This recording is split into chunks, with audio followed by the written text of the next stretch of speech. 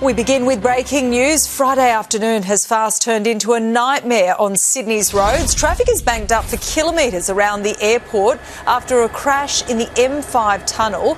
We understand it involved two cars. There have been no significant injuries reported. But as you can see in this vision, the ripple effect has caused thousands of cars this afternoon with nowhere to go.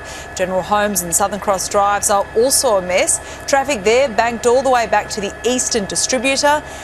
Many drivers have even left their vehicles at some point standing around on the roadways. Large trucks have also been seen reversing, trying to get away from the chaos there this afternoon.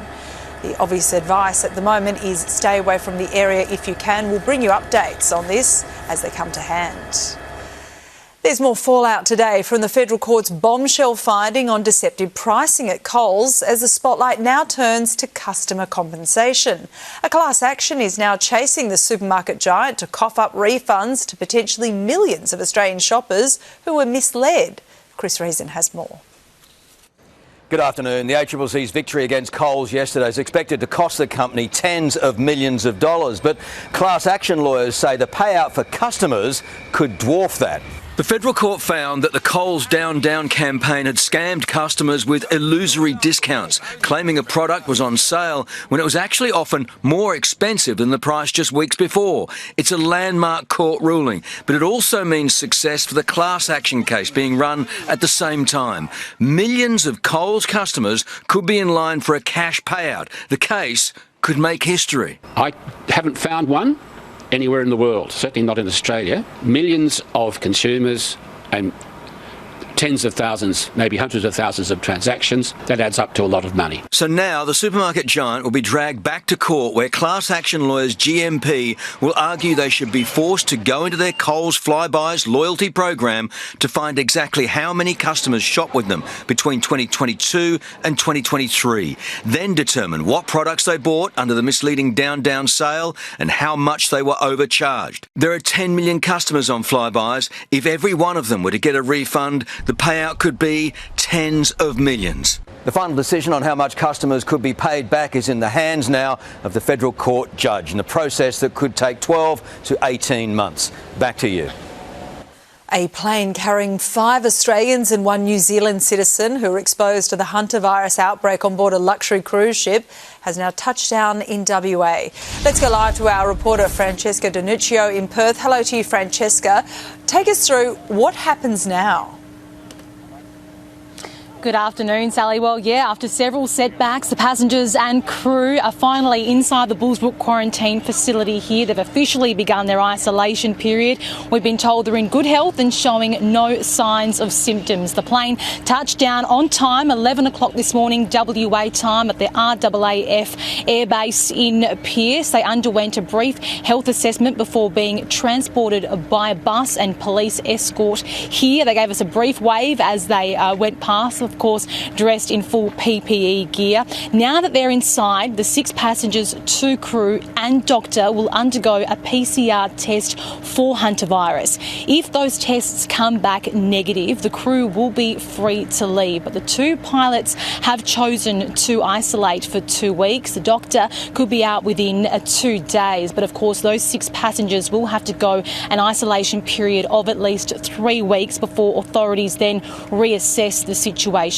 Each person is confined to their own unit with its own ventilation system. They've got Wi-Fi, their own TV, their own balcony for, of course, some much needed fresh air. But authorities here are taking no chances with 3 deaths and 11 confirmed cases. Sally, Perth was never on their itinerary, but they'll be hoping, I'm sure, that this will be their final destination before finally heading home. Yes, it's been a long journey home. Thank you, Francesca. Police are on the hunt for a group of men after a terrifying home invasion in Sydney's west overnight. The 4 intruders stormed an Auburn property before attacking the 2 people inside. Nick Overall is following the investigation. Well, a 19 and a 23-year-old understood to be brothers were beaten by this group of men who broke into the home around 1 o'clock this morning. It happened here on St Hilliers Road in Auburn. A group of 4 men in masks and hoods were seen entering the property. They were there for around 10 minutes. It's understood one of them was armed with a gun which he used to hit the 2 men who lived there multiple times. That group fled on foot soon after. Police are still on the hunt for them. They're calling for anyone with footage or anyone who saw it to come forward as they attempt to track them down. As for the 2 brothers, they were taken to Auburn Hospital to be treated for head and facial injuries. Police have spent the night and the morning here searching for any trace this group may have left behind. What exactly sparked this home invasion is still being investigated, whether it is linked to the ongoing gang violence we have seen escalating in Sydney in recent weeks. That is still being determined. But a terrifying night for neighbours here who say they were awoken by the screams. And in 7 News at 6 tonight, we can bring you exclusive vision of the break-in. A man is fighting for life in St George Hospital after being struck by a ute in Bexley. The 70-year-old was crossing the intersection of Forest Road and Queen Victoria Street when he was hit, suffering serious head injuries. He has been identified as Malek Salah, a Lebanese expat who had recently fled his country's ongoing war and was heading to a family lunch. The 23-year-old driver was taken by police for mandatory testing. Battle lines have been drawn on tax, the opposition leader laying bare his own agenda in response to Tuesday's federal budget. But after slamming Labor, the coalition's plan to address bracket creep is attracting its own criticism. Political reporter Josh Martin is in Canberra with more.